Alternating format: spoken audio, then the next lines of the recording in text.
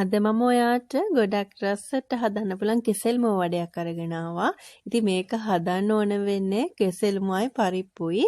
ඉතින් මේ දෙක එකතු කරාම ගොඩක්ම රසදිට හැදෙනවා. මේක තේ බොන්න වගේම බත් කන්නත් ගොඩක්ම රස වඩේ එකක්. අපි බලමු කොහොමද මේ රස වඩේ එක හදාගන්නේ කියලා. ඔයා මගේ channel එක subscribe කරලා නැත්නම් subscribe කරලා එකතු වෙන්න කියලා ආදරෙන් ඉල්ලනවා. ඉතින් මේ තියෙන්නේ කෙසෙල් මුව. ඉතින් ඕන කෙසෙල් මුවක් අරගන්න පුළුවන්. ඒ කියන්නේ කන්න පුළුවන් කෙසෙල් මුවක් අරගන්න. ඊට පස්සේ පරිප්පු අරගන්න මේ ප්‍රමාණයෙන්ම තමයි මම කෙසෙල් මුවල ඊට අරගන්න මේ පරිප්පු ගන්න ප්‍රමාණයටම තමයි. ඉතින් මුලින්ම පරිප්පු ටික සෝදලා පෙගෙන්න තියාගන්නවා. පෑ කාලක් වගේ පෙඟුනහම ඇති.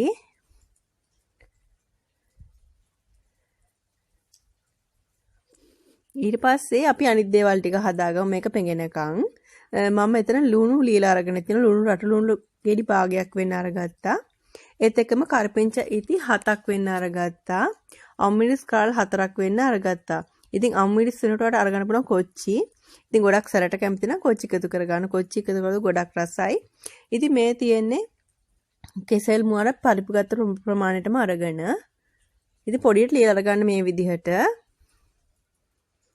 ඊට පස්සේ මම මේකට එකතු කරනවා ලියාගත්ත රටලුණු අමවරිස් ඒකම කරපිංචි ටිකත් එකතු කරගන්නවා.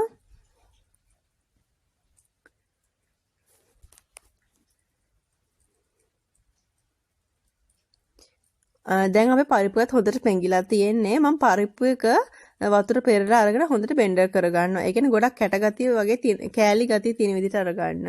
මෙන්න මේව ගන්නට ඔය බෙන්ඩර් කරලා අරගන්න.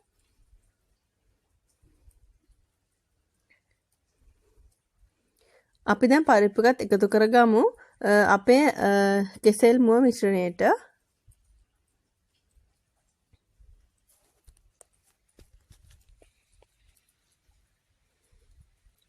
අපිට පරිප්පු තුනත් මේ රසමස වඩේක හදාගන්න පුළුවන්. පරිප්පු එකතු කරලා ටිකක් රසය තව වැඩි කරගන්න පුළුවන්. මේ ටික හොඳට මේව කලවම් කරගත්තට පස්සේ අපි ඒකට කහ එකතු කරගමු. කහ මේ සැඳුලින් භාගයක් වෙන්න එකතු කරගන්නවා. ඒත් එකම කැල්මිස් පුරෝලා තේ හැන්දක් වෙන්න එකතු කරගන්නවා. ඉතින් සැර වැඩි නම් ඩිට කැමති නම් තව එකතු කරගන්න පුළුවන්. ලුණු අවශ්‍ය ප්‍රමාණයට එකතු කරන ඔයාගේ රස අනුව. ඉතින් ඔයා මේ වෙලාවේදීම ලුණු වල රස, ඒ කියන්නේ ලුණු ඇද්ද කියලා බලන්න අනිවාර්යෙන් මේ මිශ්‍රණයට. මොකද පාන් පිටක් මේකට එකතු කරගන්නවා. ඒක එකතු කරගන්න කලින් අපි රස බලන්න ඕන ලුණු වල. පාන් පිටි මේ සෙන්ද වලින් ගත්තොත් 4ක් වෙන්න එකතු කරගත්තේ.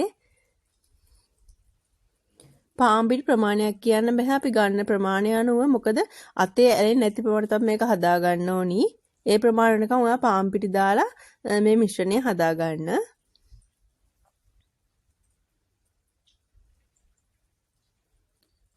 මෙන්න මේ ගානට හදා ගන්න. ඉතින් අතේ ඇලෙන්නේ නැහැ. මෙන්න මේ විදිහට ගුලි කරලා අපිට වඩේ හැඩයට හදා ගන්න පුළුවන් විදිහට හදා ගන්න. ඊට පස්සේ අපිට මේ විදිහට වඩේ හැඩයට හදාගන්න තියෙන්නේ. මේ විදිහට මම වඩේ ඔක්කොම ටික හදා ගන්නවා. මේ තියෙන මම හදාගෙන ඔක්කොම ටික.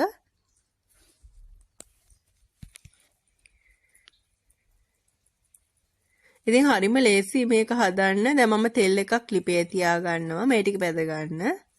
තෙල් ගොඩක් පුරව ගන්න අවශ්‍ය නැහැ. දෙපැත්ත දාලා බදින්න නිසා තෙල් සාමාන්‍ය ගානට එකතු කරගන්න.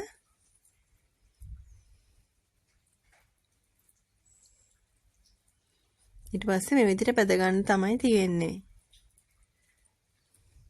මේක පැද ගන්නකොට විශේෂයෙන් මතක තියාගන්න දෙපැත්ත දාලා හොඳට පැද ගන්න ඕනි. මොකද මැද්ද අමුවට එහෙම ගන්න එපා. මේ විදිහට ටික වෙලාවක් මධ්‍යම ප්‍රමාණයට තියාගන්න ගින්දර. ඒ විදිහට පැද ගන්න. දෙපැත්ත හරව හොඳට පැද ගන්න.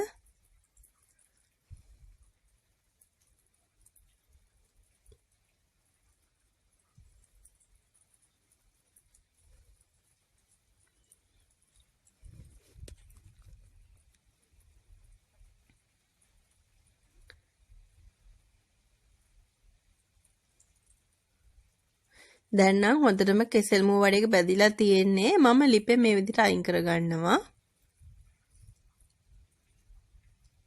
මේ බාන ලස්සන පාටකටක් තියෙනවා. හොඳට මැද්ද බැදිලා තියෙන්න ඕනේ මේ විදිහට ගන්නකොට තේරෙයි. අමුවට එහෙම අරගන්න එපා. ඉතින් මේ විදිහට මම ඔක්කොම වඩේ ටික පැදගත්තා. මේ තියෙන ඔක්කොම වඩේ ටික පැදගෙන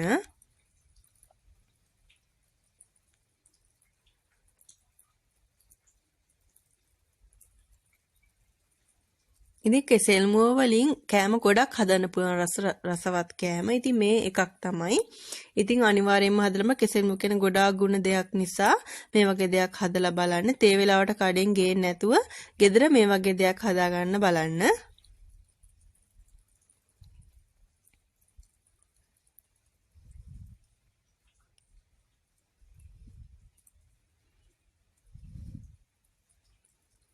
ඉතින් අපිට තේ වෙලාවට සෝස් එක එහෙම වුණත් කන ගන්න පුළුවන්. සෝස් අවශ්‍ය නැහැ. නිකම්ම කන ගන්න පුළුවන්. ඉතින් බත් එක්කත් කන්න පුළුවන්. ඉතින් ඔයත් මේක try කරලා බලන්න.